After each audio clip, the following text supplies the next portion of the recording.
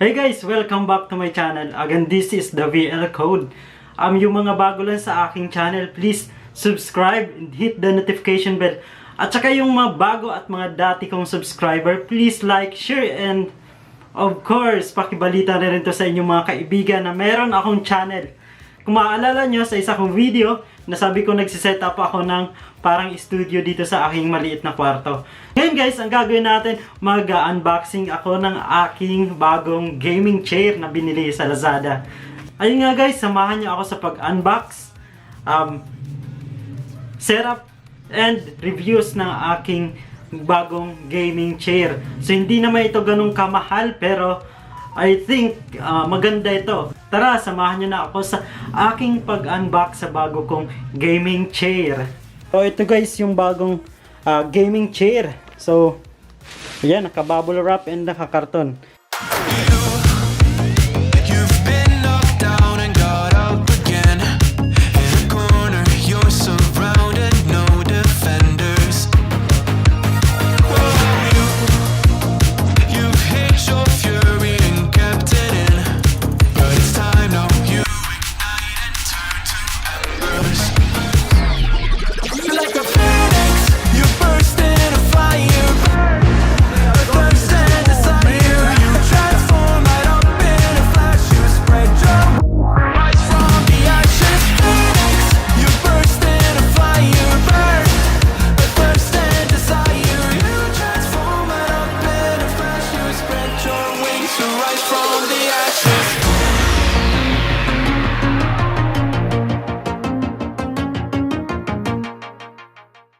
Ayun na nga guys, na-unbox na natin yung ating gaming chair. So, ang gagawin natin ngayon ay magsiset up. Ang unang gagawin natin ay ilalagay natin dito yung caster dito sa horse. So, didiin lang natin para... Akala ko tinitwist, hindi pala. Ayun.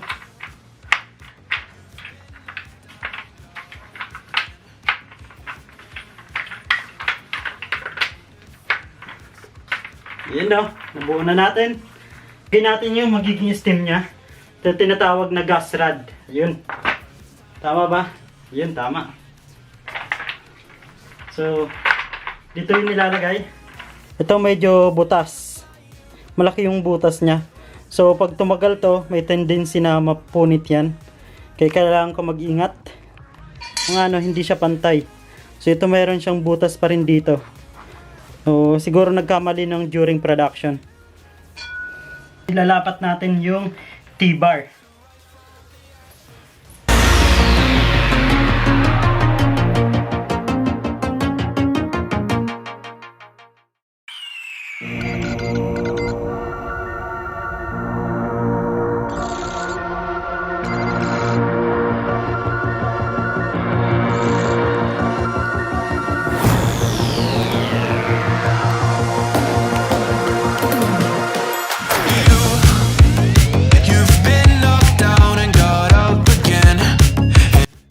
Next, install natin yung under tray seat.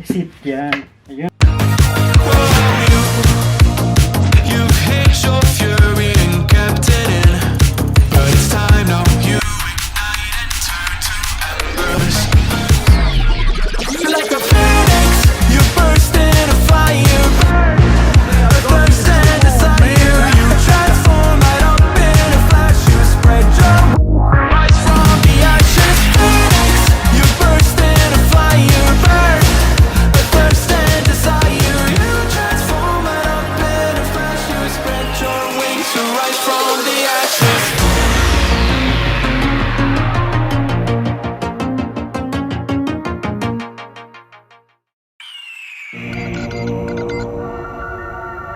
Next step, lalagyan natin yung back chair. Yun. Ayan. So, ito yung armrest. Next setup, ito yung lalagay natin.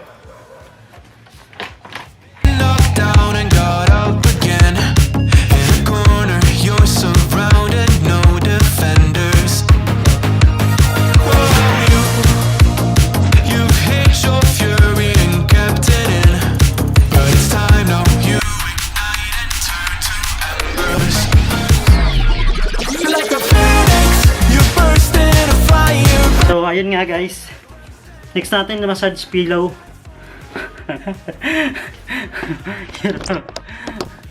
So, next natin na ilalagay guys yung massage pillow dito.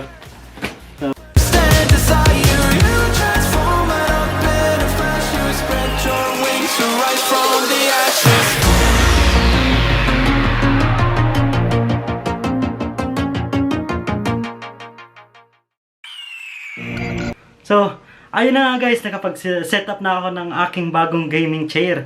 So, sana tumagal to ng matagal na panahon. So, nabili ko lang to na 3,706 pesos. And kasama na po doon yung shipping fee niya. Counting review lang natin. Ayan, matibay yung matibay yung foundation. Matibay ito, matibay. Ayan. Ang medyo may problem lang dito nakikita ko, sana tumagal. Ito, medyo manipis yung leather. I-try ko na lang ito mamaya kung paano siya mag-massage. Ayan, ito.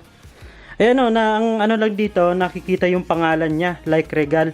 So sa akin wala nang problema, yun naman talaga yung kanyang tatak. Ito yung nakikitang problem dito eh. Ito. Kasi kanina pa yung pag-set up ko, medyo natatagalan. Siguro pag na-loose thread yun, mabilis matanggal to. Yun lang, honest lang.